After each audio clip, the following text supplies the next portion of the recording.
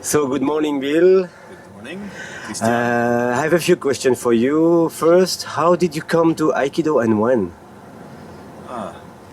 I came to Aikido in 1983 in New York because I'd been interested in Aikido for 20 years before. But Bond Street Dojo was only 1 block away from our house. Oh, And my then companion said, "You're getting boring, do something." So I went to Bond Street Dojo on Bond Street in NoHo. and how old were you at this time? Pardon? How old were you at this time? Oh, Or young were you at this time? 30 years. 77 minus 30 is 47. Yeah, 47. Yes, and you are still practicing Aikido. Yeah. And how old are you now? I'm almost 78. Wow. And when did you find a link, a relation, application of Aikido in daily life or for peace activities? I think immediately. Oh. I knew about martial arts. I knew it was a good way to make your body more peaceful. And I started practicing partly because I needed the physical exercise, but more I felt I needed to be more settled, to breathe well. Yes, for you personally then. Yeah. And then did you begin to apply this for others? That took a long time. About 2 years later, I was in third Q and attended a seminar by Saotome Sensei in Washington. And in the middle of the seminar, as he was teaching, he suddenly realized that principles of Aikido are just like Quaker peacemaking. And I got very excited. I told another Quaker that was Peter Trimmer, that was a senior person there, about my thought. And he said, "Oh, yes, of course." I said, "Well, we should do it in a Quaker meeting." And he said, "Well, if you feel led to do that, I'll come and help you." And that's what we did. Oh. Asked the meeting in New York, and 15th Street meeting, after 6 months, finally said, "Okay, you can show us what Aikido is." And when did you begin with really the idea of Peace Dojo? 1996. A friend of mine actually studied shinobi. He's not an Aikidoist, but he came to see the Aikido dojo. And afterwards he said, "I want to go to lunch with you, Bernie Thomas." And I said, "Okay, what for?" He said, "I just want to go to lunch with you. I want to talk to you." So we went to lunch a couple of days later, and he started talking to me. He said, "You've worked with gangs in the South Bronx. You understand the problems of the community. I saw your Aikido. You're very good. You should start a dojo. You should start a dojo." He kept saying, "It's time for you to give back."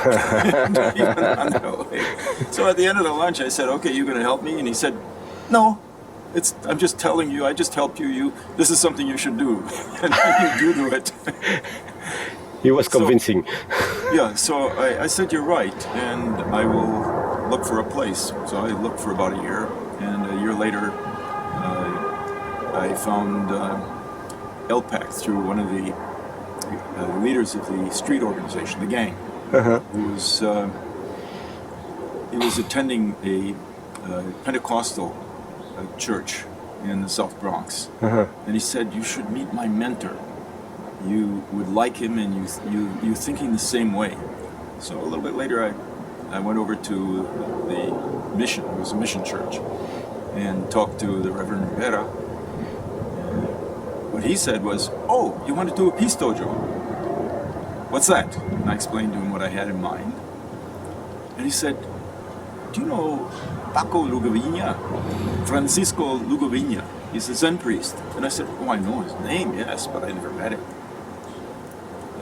He said, I want you two to talk together with one of my senior people and see if you come up with an idea. So by about, I think, November 1997, we decided we were going to start a peace village and peace dojo. Wow. In the Latino Pastoral Action Center. It's a Pentecostal mission. Uh-huh. And we did. How did it begin? That's the beginning, really. And what do you think are the main effect on the students or the people coming to the Peace Dojo? Well, there were two main effects. One on me and and my partner, and one on the people. You know, they kind of went together. It wasn't just one way. It wasn't just giving. It was also getting back. Mm-hmm. But when I announced in Bond Street Dojo that this is what I was going to do, one of the people who visited there, he's a Tomiki practitioner, Frederick Gear Sensei, said, "Are you serious?" He's a black guy originally from the Bronx, but also more kind of Harlem. I said, yeah, that's what I want to do. He said, I'm with you. And he was for the next 2-3 years. I'm not sure exactly how long it was, but he helped. We started the dojo, and we started primarily with young people, but we had children from 6 to 18 or 19, and some adults mixed in. So we ran 2 classes in the evenings. And then we had a 4-year-old girl whose sister was already practicing. And she said, I want to practice too. And I said, you're too small. And she said, no, I want to practice Aikido now. And we had it back and forth, and I realized all of a sudden this little girl was going to come, regardless. So I said to her, okay, you can come, but you have to make me a promise too, because you're very young. I said, the classes are 1 hour long, and if you feel you can stay for 1 hour and practice and pay attention, then you, at the beginning class, you say, I'm going to practice today. And if you don't feel you can do that, you say, today I want to play. So she started, and she sat through 2 1-hour classes, practicing with much bigger kids, practicing with Gear Sensei. It was very fierce, but very, very calm, really good Aikido qualities. And one of the funny things was that when she was sitting, we also sat 20 minutes meditation, not in the beginning, but we worked up to 20 minutes. And she'd sit meditation, and she'd just breathe, just sit for 20 minutes, and the kids around her, they'd look at her to calm down, and she's just sitting there. And at the end of 20 minutes, she's, oh, good, and we go back to practice. And the other kids, the high school kids particularly, said, oh, how come she can do it and she's only 4 years old? Incredible. Yeah, wonderful concentration. So, Bill, in the work in the Aiki, in the Peace Dojo, what was the main effect on violence and eventually on fear?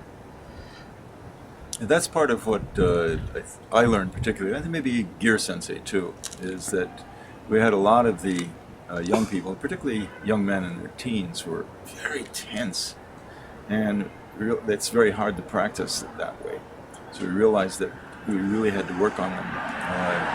And most of the tension was around the shoulders and arms like this. So the meditation was somewhat helpful, but also a lot of warm-up. And I also, about that, a little bit earlier actually, I had I heard about Paul Linden's work, and we had also developed an entire Aiki nonviolence workshop beforehand. It wasn't too good for the children, but the principles were fine.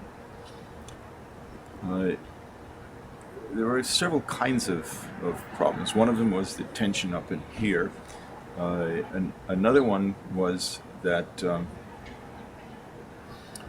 males had difficulty in relaxing because they felt, in some ways they showed it, they didn't say it, but they showed it, that relaxing and being soft was too feminine. So they began to feel, if I'm being soft, am I being real male?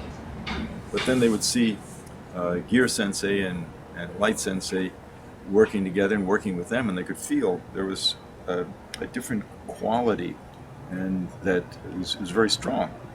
And particularly, we did many times the unbendable arm exercise with the arm extended and the partner pressing down here. So they understood that extension and relaxation were really more powerful and made you feel safer than being all tight. So between the Aikido, the exercises, and talking about it too, we talked about it in circle, because it was, although we did Aikido as the physical violence, we also did conflict resolution, alternatives to violence project, particularly for the verbal, and we had meditation, as I mentioned, but we also had a circle process in which people sat in the circle and passed around a talking stick. So they talked about what came up to them for them in the practice. And all of those things, I think, the mental, the physical relaxation, the breathing, we saw real progress. And one of the things, interesting things, has one of the most fierce of the street organizations had a couple leaders come in and take the training with us, and afterwards one of them, King Hector from the Latin Kings, said, "This is what we need, Bill, but it's too scary for our members, because we're working with how to be a male and not be violent, but most of them feel if they're going to be males, real males, then they have to be tense and violent. So we'll work with you, but sometimes we're not quite ready yet." And later on they did. So they incorporated some of the verbal and physical nonviolence exercises into the Latin Kings training. Oh. What is your best souvenir or best experience with one person in particular, or surprise? Angelina, the little 4-year-old. Yes, it seems to have a 4-year-old girl have such presence and negotiate with you for what she wanted and needed, and then keep her agreement so well. It really changed my mind about what children can be. Not every child, of course. She was ready, and it was the right thing for her. But Angelina was a little Latina girl. It was just extraordinary. I learned a lot from her. The teacher is not necessarily the older sometimes. Yeah. If you can't learn as a teacher, you're not really paying attention. So thank you, Bill, and see you next time. Pleasure.